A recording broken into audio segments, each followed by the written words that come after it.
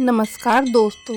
आज के इस वीडियो में हम आपके लिए लेकर आए हैं वैशाख चौथ माता की कहानी। तो चलिए शुरू करते हैं कहानी को। एक बुढ़िया माई थी, उसके गावलियो बावलियो नाम को बेटो हो। बुढ़िया माई बेटा के लिए 12 महीनों की 12 चौथ को व्रत करती। बेटा जंगल से लकड़ी लाता, दोनों माँ बेटे उनको बेचकर गुजारा करते थे। बुढ़िया माई रोजाना लकड़ियों में से 2 लकड़ी अलग रख लेती और चौथ के दिन बेटे से छुपकर बेचकर सामान लेकर आती। फिर 5 चूरमा के पिंड बनाती, एक बेटे ने खिलाती, एक आप खाती, एक चौथ माता के चढ़ाती व 2 बांट देती।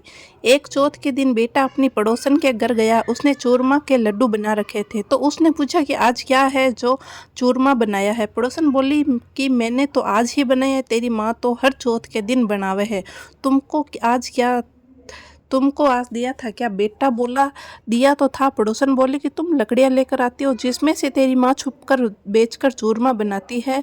बेटा माँ के पास गया, बोला कि मैं इतनी मेहनत से लकड़ियाँ लेकर आता हूँ, तो चूरमा कर कर खाती हो, तुम मुझको छोड़ दो या चौथ माता को। तो बुढ़िया बोली, बेटा मैं तो तेरे लिए ही व्रत करती हूँ, सो तुमको भले ही छोड़ दूँ लेकिन चौथ माता का व्रत नहीं छोड़ सकती।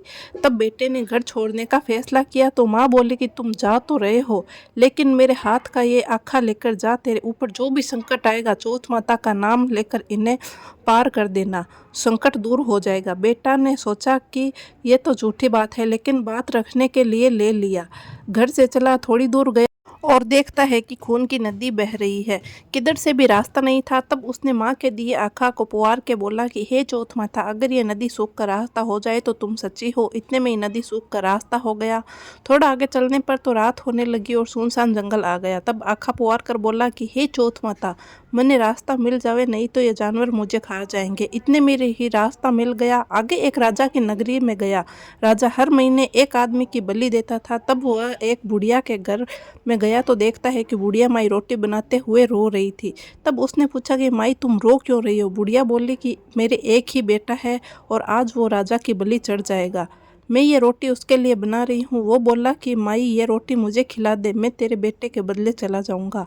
माई बोली रोटी खिला दूंगी लेकिन तुझे कैसे भेज दूँ? उसने उसे रोटी खिला दी। रात में सोते समय बोला कि राजा का बुलावा आए तो मेरे को जगा देना। आधी रात को बुलावा आया। बुढ़िया माई सोचने लगी कि पराई पूत ने कैसे बलि चढ़ा दूं, पर इतने में वह जग गया और बोला जाने लगा।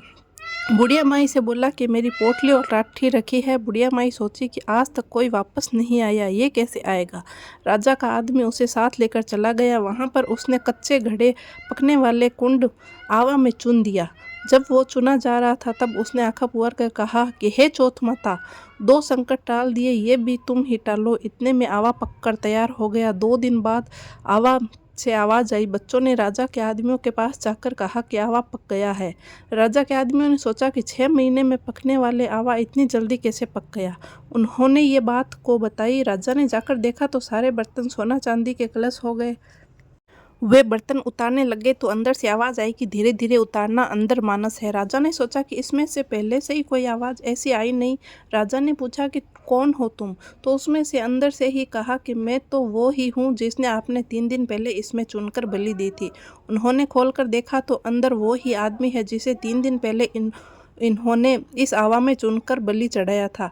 उन्होंने सारी बात बताई। उसे महल ले जाया गया। राजा ने पूछा कि तुम कौन हो और बच कैसे गए? तो उसने कहा कि मेरी माँ चौथ का व्रत करती है, उसी की वजह से बच गया। तब राजा ने कहा कि यह झूठ है, इसकी परीक्षा लेनी होगी। राजा ने 2 घोड़े मंगवाए, एक पर सवें चढ़ गया और एक पर दूसरे को बैठा दिया। उसके हाथों और पैरों में जंजीर डाल दी गई। राजा ने कहा कि अब अपन जंगल की तरफ चलते हैं। अगर ये जंजीरें खुलकर मेरे हाथ पैरों में आ जाएगी तो तुम्हारी माँ की चौथ माता सच्ची है। थोड़ी दूर चलने पर ऐसा ही हो गया। राजा के हाथ पैरों में जंजीरें जकड़ गई। फिर उस लड़के ने बड़ी मुश्किल से राजा को वापस राजमहल पहुंचाया और जाने लगा। तब राजा ने उसे रोकने के लिए आदेश दिए। फिर राजा ने उसे अपनी बेटी के साथ विवाह करने के लिए कहा तो उसने सहर्ष स्वीकार कर लिया। राजा ने उसे वही महल में रहने के लिए अलग से सारे साधन उपलब्ध करवा दिए। वह राजकाज में सहयोग करने लगा। कुछ महीनों बाद उसे घर की याद आई। एक दिन मौसम बहुत ही खराब हो रखा था, चारों ओर बिजलियां कड़क रही थी। उसे अपने माँ की याद आई तो उसने अपनी पत्नी से कहा कि जात तो बिजली मेरे गांव की तरफ चमक रही है, तो उसकी पत्नी यानी राजा की बेटी ने कहा कि आपके गांव भी है क्या? तो उसने बताया कि हाँ, उसने अपनी माँ के बारे में बताया। फिर गांव कहा कि गांव चलेंगे। दूसरे दिन सुबह वे गांव के लिए रवाना हुए तो राजा ने खूब सारा धन देकर उन्हें विदा किया। गांव के समीप पहुंचने पर लोगों को पता चल गया उसकी माँ से बुढ़ापे में लकड़ियां तो कटती नहीं थी, इसलिए गोबर के उपले बनाकर उन्हें बेचकर जीवन यापन करती थी। वह उपले बीन कर ला रही थी तो उसी पड़ोसन ने बताया कि बुढ़िया माई तेरे बेटे बहू आ रहे हैं। तो उसने कहा कि मेरे भाग्य में बेटे बहू कहाँ हैं? एक बेटा था जिसे भी तुमने लगा बुझा कर निकाल दिया। तो उसने कहा कि मैं सच बता रही हूँ, विश्वास नहीं हो तो देख लो। बुढ़िया ने छत पर जाकर देखा तो सच में गांव की तरफ एक लश्कर आ रहा था। घर आकर बेटे बहू ने पाँव छुए। बेटे ने कहा कि माँ तेरी चौथ माता के प्रभाव से आज मैं जिंदा हूँ। उसी दिन उसने पूरे गांव में हरकारा करवा दिया कि कल मेरे घर पर सामूहिक भोजन है। दूसरे दिन सबको भोजन करने के बाद खूब सारे उपहार देकर चौथ माता का व्रत करे।